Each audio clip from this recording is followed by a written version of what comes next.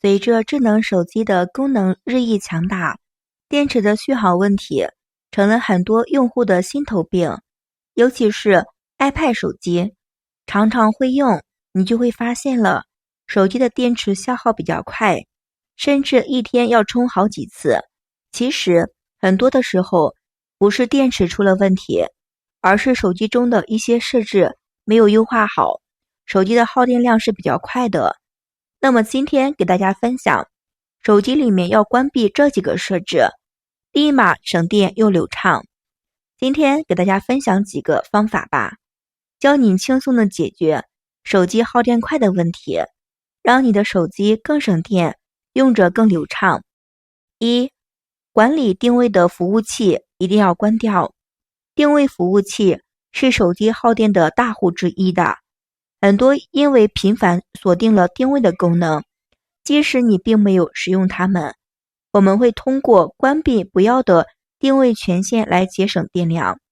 操作的步骤，我们需要打开设置，再看到隐私，再接着定位，检查每个应用的位置权限，不需要定位的应用设置为永不，或者在使用期间才允许定位。比方说像地图一样，打车软件这类应用可以保留我们的定位权限的，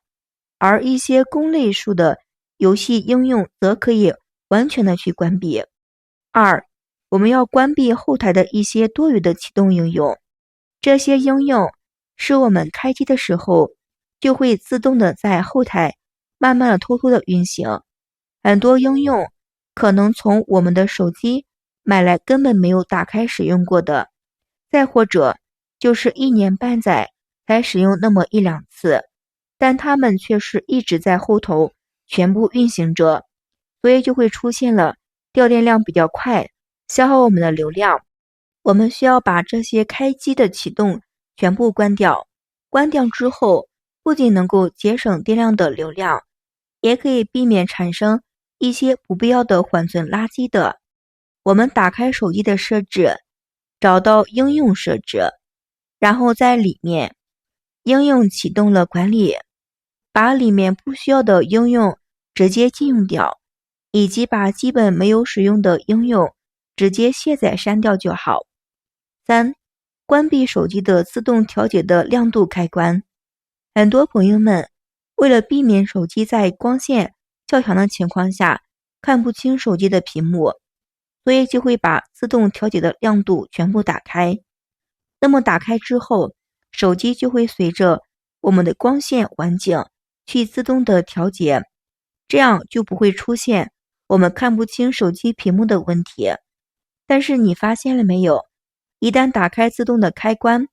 那么就是给我们的手机增加了耗电的一个想法。所以我们一般情况下建议把这个自动调节的度给关掉，这样能够起到一个非常省电的效果。四、关掉耗电量高的一些应用软件。我们打开手机的设置，点击电池进去之后向上滑，在这里我们可以看到应用耗电量排行榜，右边是它的耗电量，哪些应用电量比较大的，哪些应用耗电量小的，在这里一目了然的。为了手机省电，还有不让手机发热，不让手机发烫，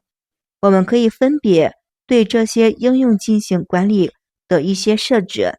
比如说第一个耗电量最大的，我们可以点进去，再点击我们的自动管理，点进去之后将下面手用的管理这几项都要全部给它关掉的。现在我们显示的灰色就是已经关闭的状态。关闭这些开关，这个应用不会在开机联网的时候偷偷在后台运行的，既省电又避免了手机的卡顿。上面自动管理的开关呢，如果是大家经常用的开关，我们将它全部开启。其他的这些应用，大家可以按照同样的方法进行去设置，这样的话就能够大大的降低了手机的发烫的问题，而且又能够减少发烫以及卡顿的问题的。五、自动更新的系统。很多手机会默默的开启了自动更新的应用，还有系统的功能。虽然看似比较方便，实际上给我们手机带来没必要的负担的。每当有新的版本的应用系统，手机就会自动下载很多的软件并且安装，这会给手机的内存空间带来了影响，而且在后台会消耗大量的系统根源，尤其是当手机储存空间不足的时候，手机电量比较低的时候，自动更新可能会导致手机慢慢的运行缓慢，会出现卡顿的情况。打开手机自动的应用商店，并点击右下角进入手机的应用管理，在这个页面中点击右上角的设置图标，再进入商店的设置表面，就可以全部关掉的。6. 关闭不必要的消息的通知。智能软件手机，这些应用软件为了获取最大的曝光，它可能会向经常手机推送的消息，这些消息通知在很大的情况下，对我们没有很多的用途，反而会消耗我们的手机电量，拖慢手机的速度的运行。在这种情况下，有必要关闭一些不太重要的应用软件。打开手机的设置，找到了通知栏，在这个页面中列出了手机推送消息或者所有的应用软件，根据自己的实际要求行动。想要点击关闭消失通知的一些软件，然后我们点开允许通知右侧的开关即可。我们以华为手机为例，给大家演示一下其他品牌的手机的大小投影。我们可以打开手机的设置，再点击关于，在这里点击连续本号，直到显示了你已经处于开发者的模式。我们可以返回到设置的页面，再点击系统的更新，这里有一个开发人员的选项，我们接着点进去，然后找到了充电温度这一项，在这个选项是要关闭的模式，我们把它打开。为什么要打开充电的模式，控制这个开关？因为充电的时候电板温度上升，为了安全起见，所以搞了这个防护的意识。打开了充电温度设置，我们给手机充电的时候，温度比较高的时候就没有办法造成充电，这样能够保护系统的稳定性以及电池的健康。言归正传，那么到底哪个神奇的开关能够让我们的充电速度飙升？答案就是飞行模式。电器插好之后，点击手机设置里面的飞行模式这个按键，这个时候你能发现手机上的无线网络图标、蓝牙图标以及移动图标全部都不见。说明什么？说明了手机不再到处找信号，接收各种的通知。再后来那些偷偷耗电的程序也被会关掉，